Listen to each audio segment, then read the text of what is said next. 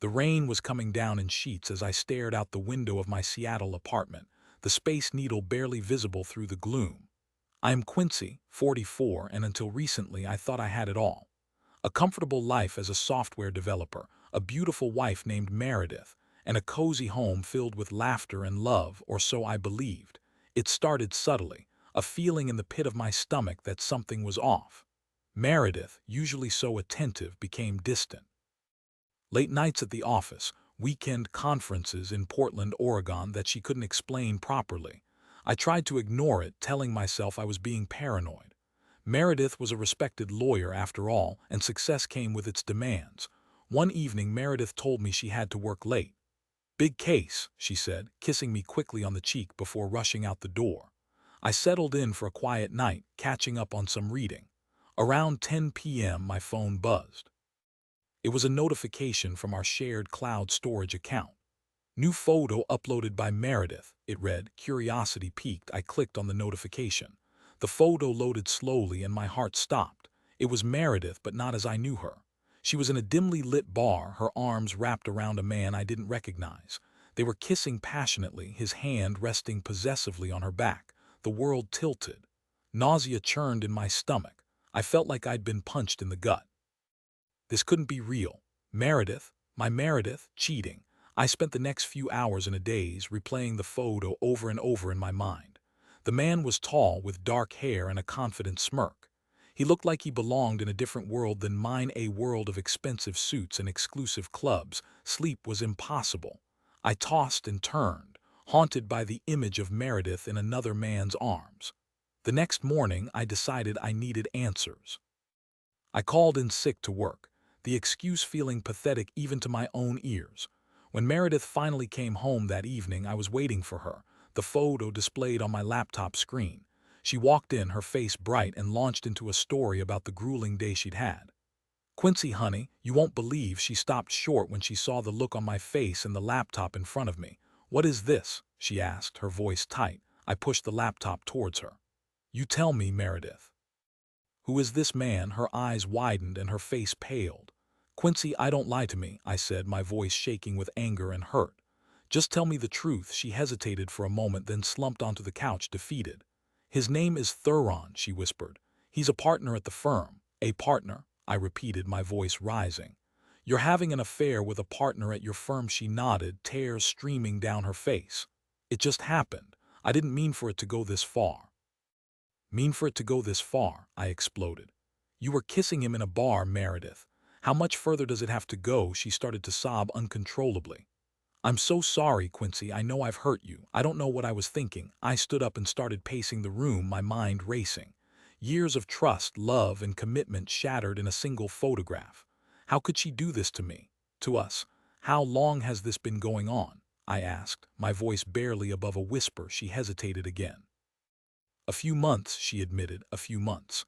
The thought of her lying to me, sneaking around behind my back for months, was almost unbearable. "Why?" I asked, my voice cracking. "Why, Meredith? I don't understand." She looked up at me, her eyes red and swollen. "I don't know," she said. "I guess I felt neglected. You were always so focused on your work." "Neglected?" I repeated, incredulous. "I worked hard so we could have a good life, Meredith. I thought we were happy." She said, "but I needed more attention, more excitement." Her words felt like a knife twisting in my gut. I had sacrificed so much for her, and this was how she repaid me. "Get out," I said, my voice cold. "Get out of my house, Quincy, please," she begged. "Don't do this. We can work through this." "No, we can't," I said. "I'm done. I can't trust you anymore." She packed a bag and left, leaving me alone in the apartment we had built together, surrounded by memories that now felt tainted. The next few weeks were a blur. I barely ate, barely slept.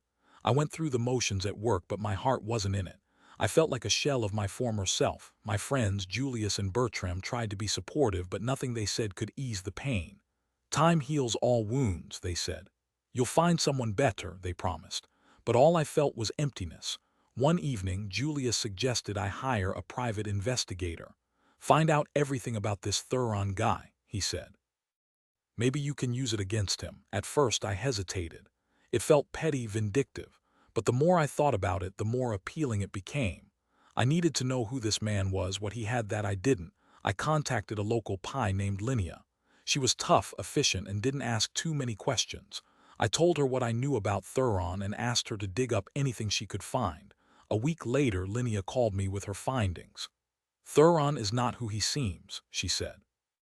He's been involved in some shady dealings at the firm. Embezzlement, insider trading, the works. I was stunned. Meredith was having an affair with a criminal. I have evidence, Linnea continued. Documents, emails, everything. I can give it to you, but be careful how you use it. I met Linnea at a coffee shop and she handed me a thick envelope. I thanked her and drove home, my mind buzzing with possibilities. I spent the next few hours poring over the documents Linnea had given me. It was all there in black and white. Theron had been siphoning money from the firm for years, using his position to enrich himself and cover his tracks. I knew what I had to do. I couldn't let him get away with it. The next morning, I contacted the authorities and turned over all the evidence I had. They launched an investigation, and within days, Theron was arrested. The scandal rocked Meredith's firm, and she was immediately suspended. I watched it all unfold on the news, a strange mix of satisfaction and sadness swirling inside me. I had exposed Theron's crimes, but at what cost? Meredith's career was in ruins and my own life was in shambles. One evening I received a call from an unknown number. I hesitated before answering. "Hello," I said. "Quincy, it's Meredith," the voice on the other end said. My heart skipped a beat. "What do you want?" I asked, my voice cold. I wanted to say thank you," she said. "Thank you." I repeated, incredulous. "Thank you for ruining my life." "No," she said. "Thank you for exposing Theron. I didn't know the extent of his crimes. He manipulated me, Quincy. I was blind. I didn't say anything. I didn't know what to say. I'm so sorry for everything," she continued. "I know I can never make it up to you, but I hope one day you can forgive me." I hung up the phone without saying goodbye. I never spoke to Meredith again. She moved away, and I heard she was working as a paralegal in another state. Theron was convicted of fraud and sentenced to several years in prison. As for me, I started to rebuild my life slowly but surely. I focused on my work, spent time with my friends, and even started dating again. It wasn't easy, but I was determined to move on. One day, I received an email from Linnea, the pie. "I have something you might want to see," she wrote. I met her at the same coffee shop where we had met before. She handed me a file. "What is this?" I asked. "It's Theron's background," she said. "I did some digging after the trial. Turns out he's been doing this for years. He targets successful women, seduces them, and then uses them to further his criminal activities." I flipped through the file, my blood running cold. There were photos of other women, all of them wealthy and powerful, all of them victims of Theron's schemes. "He's a sociopath," Linnea said. "He doesn't care about anyone but himself." I closed the file, a wave of anger washing over me. Meredith had been a victim too, just like the others.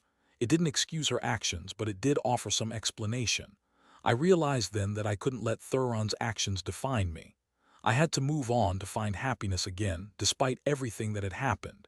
It took time, but eventually I did. I met someone new, a kind and compassionate woman named Imogen. We fell in love and I learned to trust again. Looking back, I see that Meredith's betrayal was a turning point in my life. It was painful, devastating, but it also forced me to confront my own weaknesses and to grow as a person. I emerged from the ashes stronger, wiser, and more resilient. The rain has stopped now and the sun is starting to peek through the clouds. The Space Needle is gleaming in the distance, a symbol of hope and new beginnings. I take a deep breath and smile. The future is uncertain, but I'm ready for it, whatever it may bring.